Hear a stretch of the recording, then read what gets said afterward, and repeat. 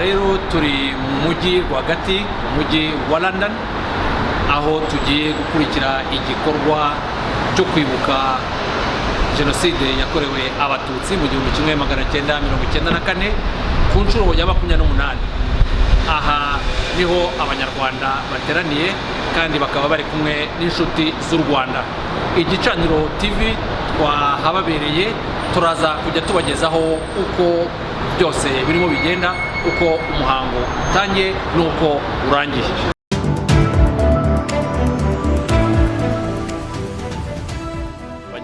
Abanyarwandakazi namwe muri diaspora, ndabararikira Igicaniro TV. Igicaniro TV ni TV yanyu, ni TV yacu, aho muzajya mukurikira amakuru yizewe, amakuru y'umwimerere. Muzakurikira amakuru y'umutekano, mukurikire amakuru y'ubanye n'amahanga, mukurikire amakuru ya politike ndetse n'amakuru y'imyidagaduro. Ngewe rero uzabibagezaho nitwa Ruhashya Egide. That sometimes human action exceeds human understanding. Darkness shuts out all light. Hope becomes a long-lost song. The candle burns. Fear stiffens the spirit. Death follows. Tears flow until there are none left. We stop and wonder, how could it be? How could reason cloud empathy so blatantly? These questions we must face as we seek healing and redefine our future without ceasing. 28 years, a blink of an eye. Memories of loved ones still come by. Their smiles etched in our minds, their voices still present, sometimes clearer than the screams, sometimes clearer than the fearful cries, taken too soon in cold blood, a tragic fate they did not deserve. To them, we owe this moment of silence, reflection, recommitment to peace. To them, we owe this fight against division and denial. To them, we owe this truth, that humanity is sacred and so is their memory. We remember in awe of the courage of those now left to tell the story, children whose innocence was forever stained by the cruelty of rape and torture and horror of hiding from neighbors hunting friends like prey. We hold space and remember those who risked and lost their lives to protect for the sake of unity, those who stood bravely against destruction. We remember it all, lest we forget the depths from which we have risen or the journey still ahead.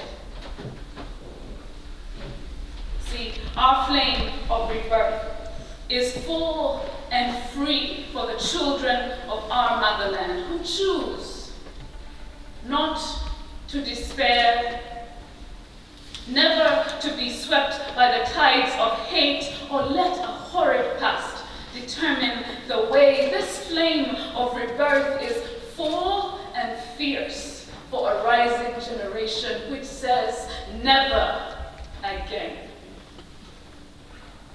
Standing tall in shared identity, pursuing reconciliation and harmony. Bana b'u Rwanda mukomere, urukundo ruganze, dutuze duturane, twubake urwacu, twibuke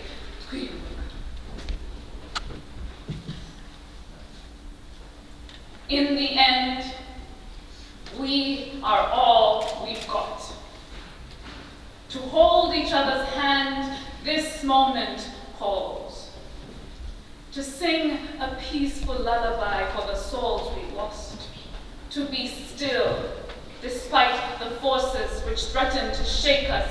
To fix our gaze on the future we deserve, in which hope is renewed at the break of each dawn and healing, a daily choice, a worthy journey, a future in which hate has no place, and unity, a legacy for ages to come. Thank you. Academic, author, researcher who visited Rwanda as a naive student over 30 years ago and have somehow continued to write about the country ever since. What is the point of the Genocide Convention? Well, let me put it another way. Is the Genocide Convention of any use at all? I'll leave that question in the air while I continue and come back to it later.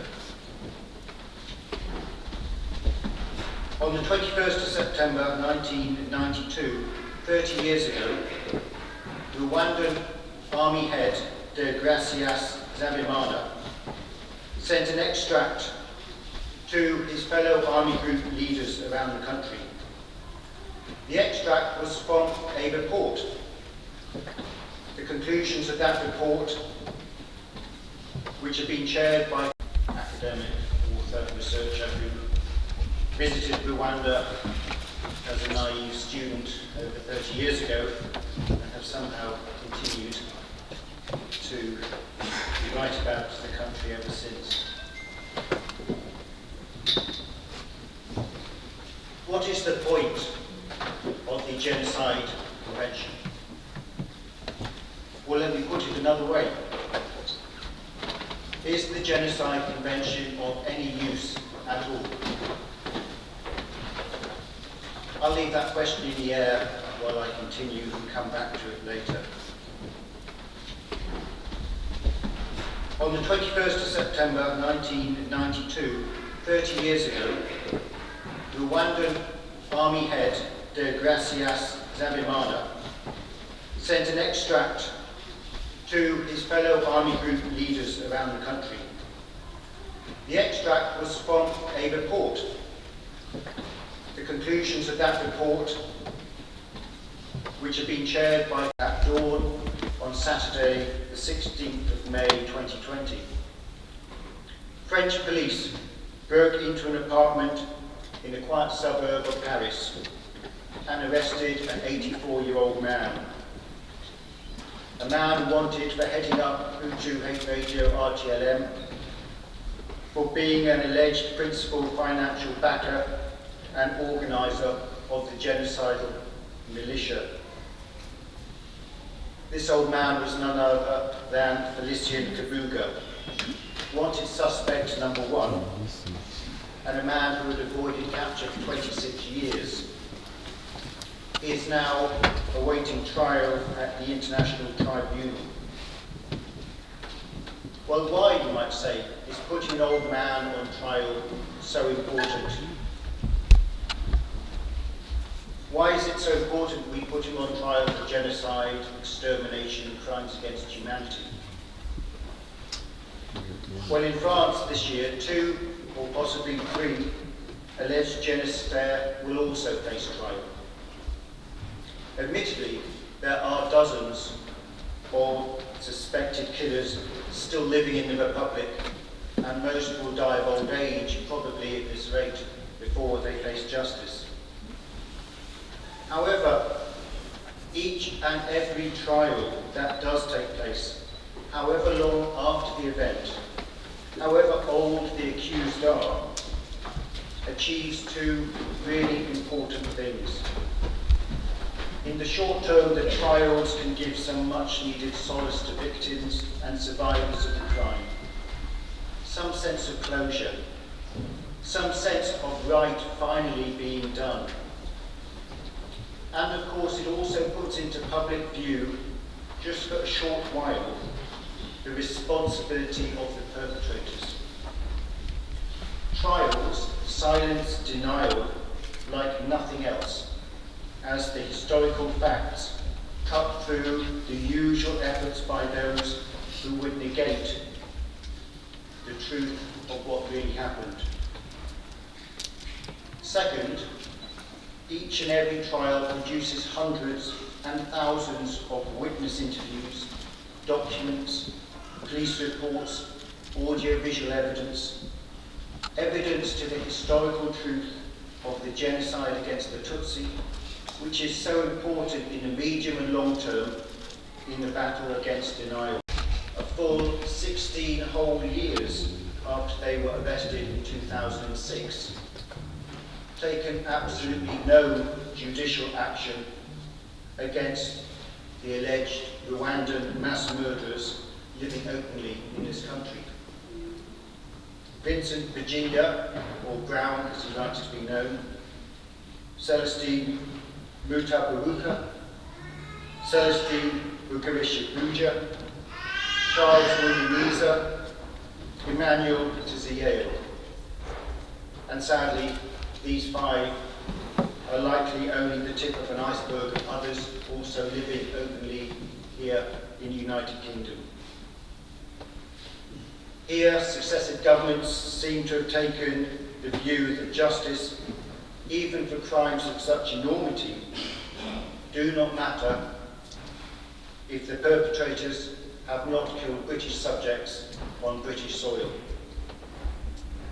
How else can one make sense of the fact that the UK government moved heaven and earth, diplomatic and political mountains, to ensure an individual accused of complicity in the Manchester Arena bomb was promptly arrested in Libya, extradited back here, swiftly put on trial and sentenced to life imprisonment. Sentenced to life imprisonment for his part in the murder of 22 people, 22 British people. Mutabaruka, Munyiniza, and other Rwandan suspects are accused of killing not just 22, but thousands. The only difference is their victims were Rwandans, not British. Not all people, it seems, are regarded as equal under the current UK justice or its political system. And my point is, justice is vital. And even more so today, as denial of the genocide against the Tutsi continues to grow and now inhabits almost every institution in this country. The media, BBC, ITV, newspapers, even esteemed universities like my own at Cambridge, which hosted a well-known genocide denier last year, citing free speech in its defence. And this despite having a genocide survivor studying there.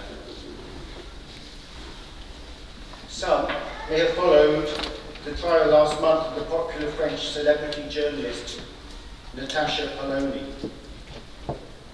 In a national television programme discussing the genocide against the Tutsi, Polony casually dismissed what had occurred as caused by, and I quote, bastards facing other bastards. That is, both executioners and their victims were the same, as far as she is concerned. Both victims and perpetrators held the same responsibility. They were all bad guys. But it was tremendous to see that survivor groups and supporters immediately launched a case against her. They were not prepared to sit back and allow such double genocide views to be so publicly aired without a challenge. Yet the views made by Polony are becoming commonplace here in the UK, I'm sad to say. And they are allowed to grow precisely because justice is not done. The real killers are allowed to go free. Their horrendous crimes of countless lives ended and torn apart are forgotten. The true victims are ignored. And to make matters worse, these genocide suspects cynically take advantage to portray themselves as the real victims. A lie that, without trials, soon becomes established and remains unchallenged and believed by our ill-informed media.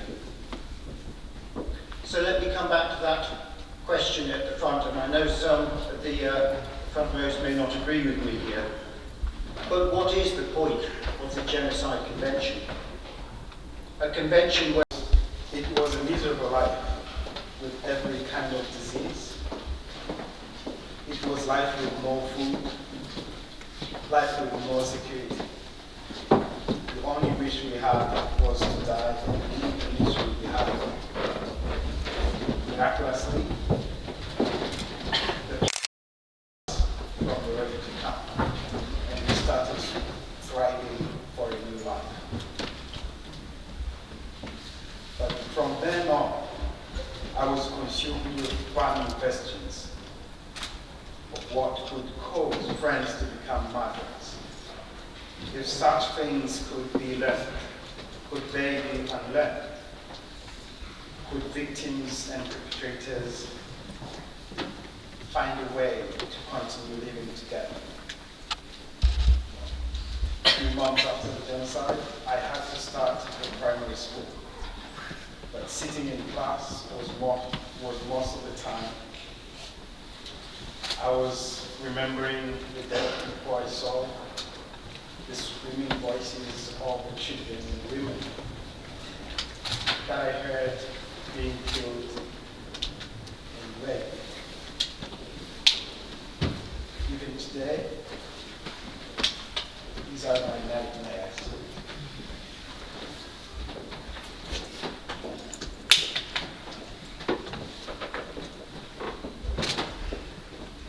The frustration and the trauma oriented my teenage ideas to start thinking the way I too would become a hero and do revenge for my family, my relatives, and for my village. But my perspective changed when I realized that ethnicity was not what was killing us one way, but rather it was the deep-seated hatred ideology that had been taught for ages before genocide. After realizing that, I made the important choice of my life. I have forgiven those people who killed my father, my relatives, my friends, and all these people. Now, I go back in my village where my mom still lives. I visit them, shake hands with them, hug them, and lift up their kids, and we share foods and drinks. I have forgiven those people not because forgiving is easy, but I want them and the world to learn the cost of lasting peace. My eyes saw no child should see, and my ears heard what no child should hear. And I believe peace is what you give, not what you ask others to give. Thanks to the Rwandan government Survivors Fund, I was able to pay my school fees for secondary school and bachelor's degree in Rwanda. Through a scholarship by the University of Bristol, I did my master's degree at Bristol University, and I'm now doing a PhD at the Center for Trust, Peace and Social Relations at Coventry University. This is only possible because of the motivation to honor the right to education that many Rwandans did not have just because they were called Tutsi. We, survivor students, thrive to succeed and continue to be the sustainable development of Rwanda for the generations to come. I founded Bibutse, which is an organization with the vision to halt the intergenerational transmission of hate and fighting the genocide ideology. We have been working with survivors, perpetrators, and both of their children to promote the peace and fight that genocide ideology that still transmits today. I press all of us to be the peace everywhere, every day, and with everyone. We remember, we unite, and we renew. Let's make this world a much better place. Members of the Diplomatic Corps, Commonwealth Deputy Secretary General, Dr. Arjun Sudu,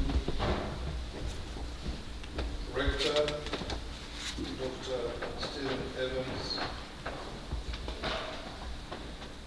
fellow Rwandans, friends of Rwanda,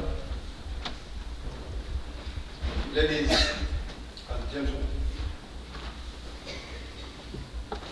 thank you for joining us on this solemn occasion. I'm grateful to you all for your attendance today.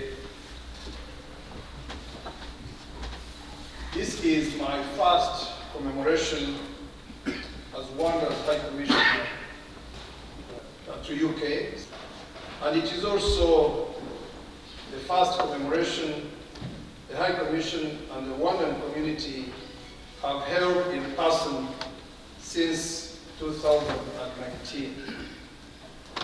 I know that not being able to gather together at this time of the year has been challenging for our community.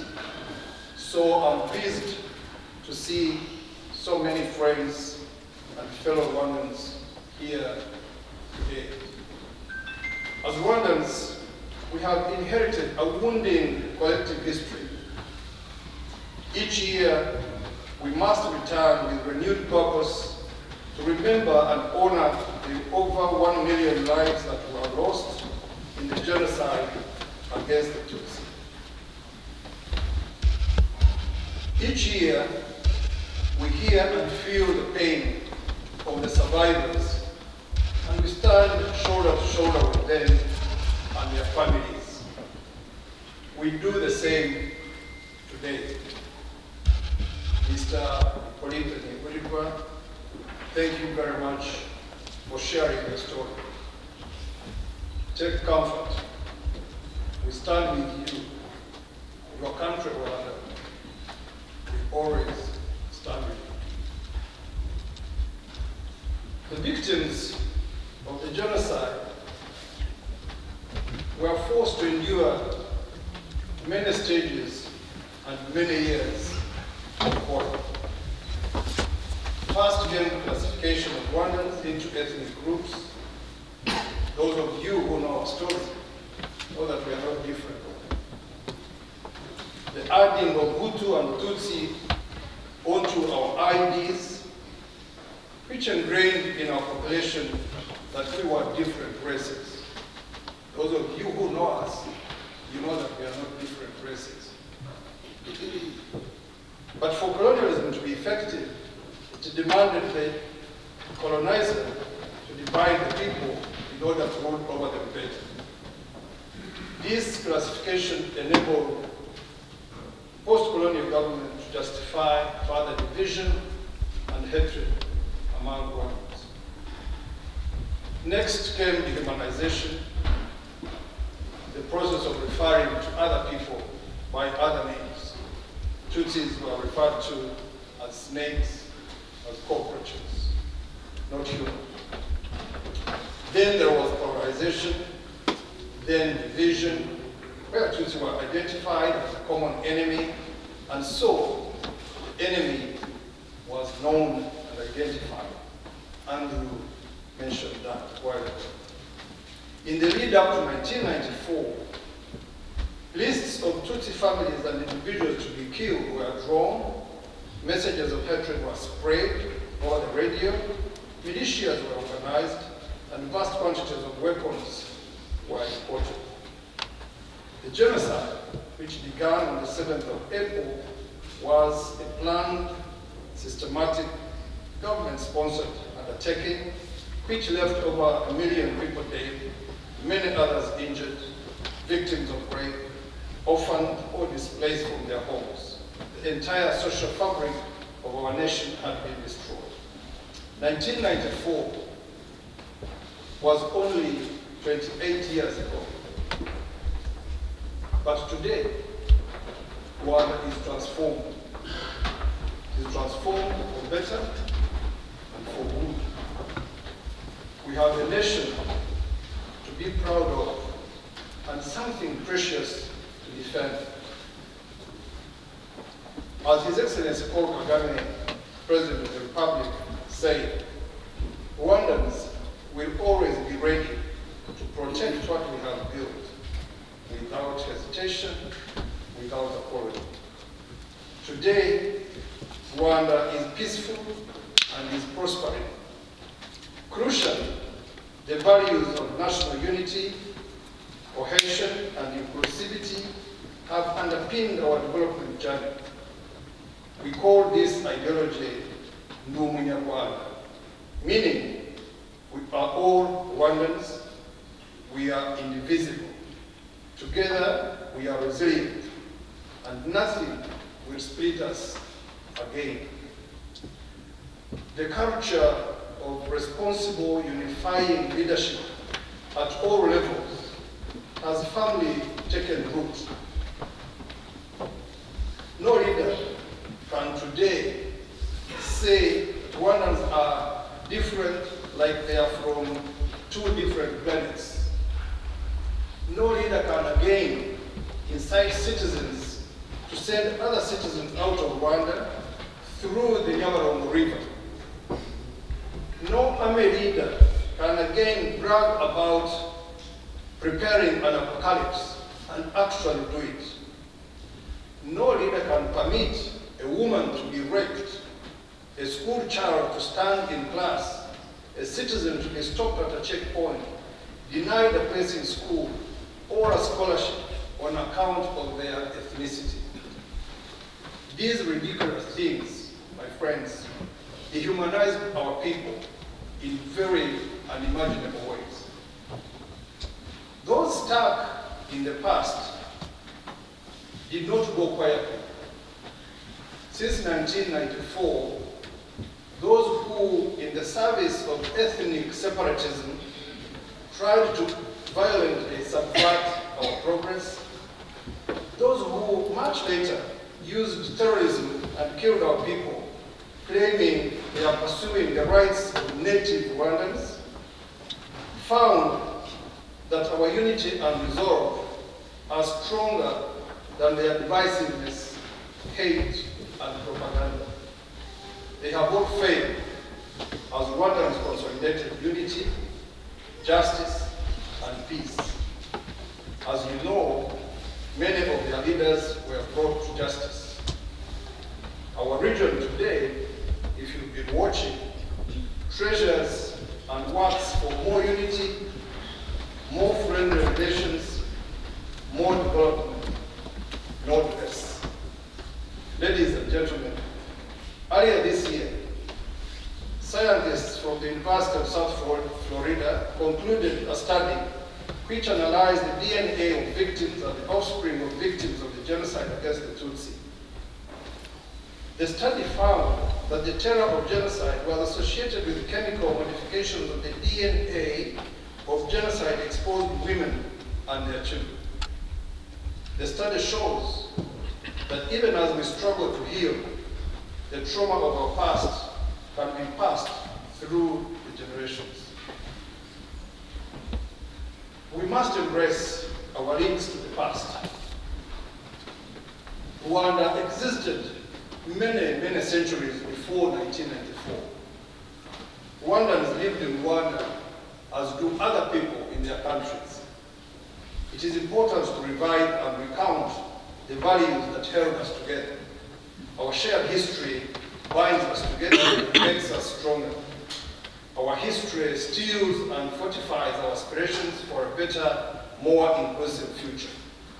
We as Rwandans have a duty to share our story with each other, with the next generation, and with the international community to ensure that never again becomes a reality. We cannot be complacent in this duty, and we must instill this sense of duty to the next generations because we still face threats. The threat of genocide denial is a significant but expected threat. For genocide denial follows genocide and is the final heinous stage of the crime. It thrives on deception, on distortion of history, on the twisting of facts. Deniers of the genocide against the Tutsi are the ethnic ideologues who remain committed to divisionism and hatred. They are often the perpetrators and their associates who fled and found impunity abroad, some of whom have fruitlessly tried to destabilize our country from beyond our borders. The deniers want to nip our unifying Rwanda in the bud because all they have known and depend on is ethnic extremism. And without it, there will be no more. They employ a number of tactics to spread their lies and deception. These include that there was no genocide, that it wasn't planned, that there was a second genocide. They misrepresent the number of victims. They refuse to call the genocide what it is, genocide against the Tutsi. Disturbingly, the voices of deniers and their mouthpieces find safe haven in academia and in the international media. There are systematic gaps which facilitate denial, such as the underrepresentation of Rwandan voices and survivors' voices. We are addressing them by reaching out to more researchers, both Rwandan and international, to rectify this gap. Andrew Wallace, thank you for your comments today. You belong to the team that we think will continue this fight. The voices of this handful of individuals should never be able to find a platform. For the sake of the survivors and for the memory of the victims, we must recommit to challenging deniers, push back against genocide denial in all its forms, and replace it with a unifying Rwanda. In the international community, some of our partners, very few in number, still avoid calling the genocide against the Tutsi. It was a long process, but when the United Nations resolved to use the official title, we thought the obvious had been made clear, and that no country would still be in doubt. We have seen positive developments, including in the last 24 hours, and we will continue to engage with countries to settle this matter, which must be resolved as it helps. It only helps facilitate deniers. In 2014, education, but it is not enough, and we will push for more in the UK and globally. Since the 2014 UN resolution, a few countries, including Italy, France, and Belgium, have enacted laws to punish denial of the genocide against the Tutsi. There are 25 European countries who have enacted laws that address Holocaust denial. We encourage and support any nation that takes a stand against the scourge of genocide denial, and we will continue to engage with countries that have not enacted these laws to do so. In Rwanda, genocide denial is punishable by law. Critics of Rwanda use this against the government, claiming that the laws are anti-freedom of speech. Yet, the right of expression and all other rights are assured in our Constitution, but so also is the rule of law. Those who propagate genocide denial or genocide ideology will rightfully face justice through education, through the law, and by individually challenging genocide denial wherever we encounter it. We believe we can defeat this menace. Preserving historical clarity is important, and we must preserve the memory of the genocide to ensure that never again becomes reality.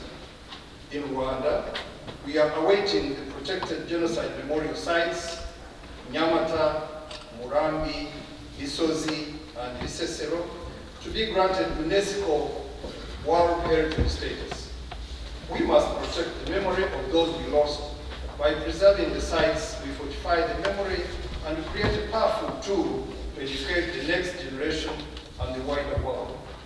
In the United Kingdom, a new memorial stone to the genocide will soon be unveiled in Manchester to stand alongside the sites in Plymouth, Nottingham, and Liverpool. We are very grateful to the authorities and the Rwandan communities that made this possible. We firmly believe in Rwanda and abroad that it is essential to have physical places where we can congregate, educate, and understand the horrors that befell our people and ensure they never happen again. Ladies and gentlemen, friends, clergy, genocide is a crime which must be condemned and must be punished by law worldwide. All countries should establish laws to punish the crime of genocide, and if they are not in place, reference should be made to international law and conventions to ensure justice is dispensed. There are established legal mechanisms in place domestically in Rwanda and internationally to prosecute the crime of genocide in the context of the genocide against the Tutsi. And yet we continue to watch genocide perpetrators roam free in many countries. Here in the United Kingdom, 5 suspect genocidaires continue to exploit the judiciary to evade justice 16 years down the road. We know these men's names. The UK knows their names. The world ought to know their names. They continue to live freely in the cities we share. All we ask is that they have their day in court in the UK, be put to their defense, and let justice prevail. Last year, an all-party parliamentary group was established to lobby the UK government to ensure these individuals face justice. We are grateful for this effort. The relevant institutions in Rwanda are cooperating fully with the ongoing process to see justice served. We should not, and we will not, rest until perpetrators of the genocide against the Tutsi face justice, no matter when, no matter how old. For genocide survivors, however, the delay of justice is justice denied. As I conclude, today Rwanda is safe and secure, and we are immensely grateful to all those who have shown leadership, partnership, and friendship on our journey of reconciliation and healing. We now have a precious national unity and inclusive society to defend.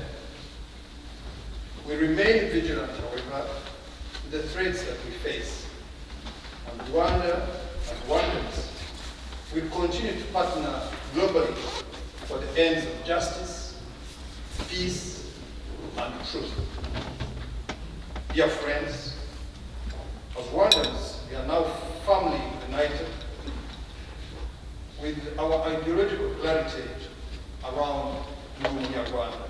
I am Rwanda, as I mentioned earlier. We cannot be divided again. And our eyes are firmly fixed on the Rwanda we want, a more and more inclusive, fairer, prosperous society that is home to all our sons and daughters. Thank you for your kind